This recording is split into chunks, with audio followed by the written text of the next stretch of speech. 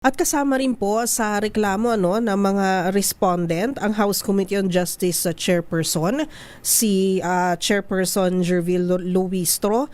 May mga kongresista rin na nakasama, si Shell Jokno, Congresswoman Leila De Lima. Bakit po sila sinampahan ng complaint, attorney? Base dun sa April 22 hearing na napanood namin sa YouTube official website ng Committee on Justice, sila po yung mga kongresista na nag-motion, nag-second motion, nag-approve ng motion, pumirma dun sa subpoena.